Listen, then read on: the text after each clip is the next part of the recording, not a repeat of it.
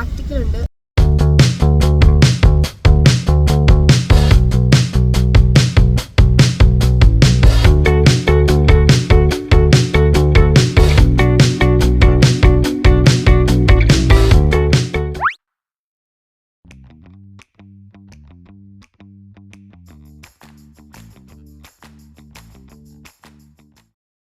So let's go to hospital. കൈയും എന്താണ് dress ചെയ്യാൻ.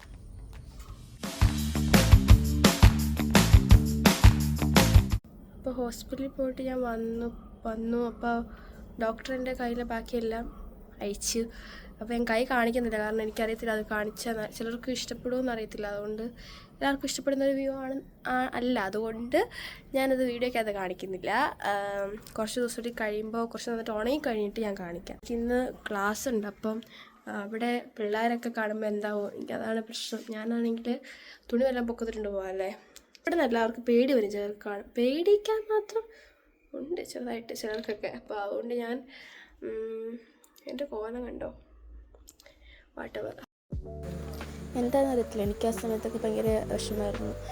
മേ ബി എനിക്ക് ആ സമയത്ത് യൂണിവേഴ്സിറ്റിയുടെ സെലക്ഷനൊക്കെ യൂണിവേഴ്സിറ്റി സെലക്ഷനൊക്കെ ഉണ്ടായിരുന്നു. അപ്പം അതൊന്നും ഓഡിഷനൊന്നും കളിക്കാൻ പറ്റിയില്ല, കഴിക്കാൻ വരാത്തതുകൊണ്ട്.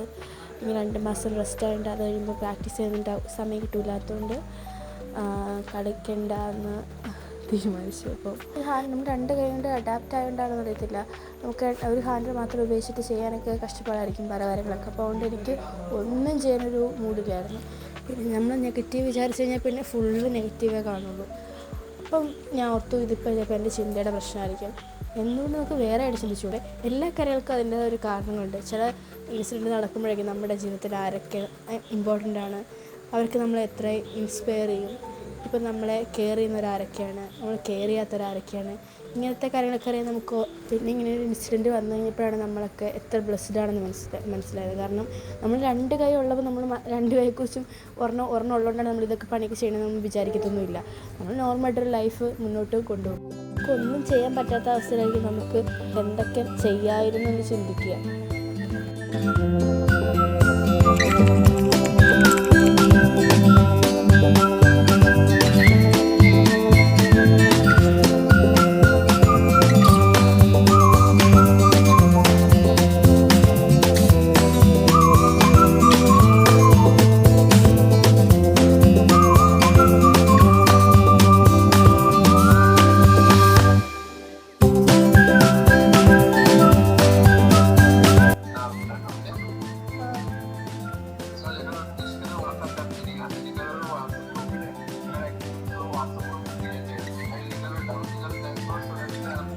എല്ലാം പറഞ്ഞ മനസ്സിലായിരിക്കേ.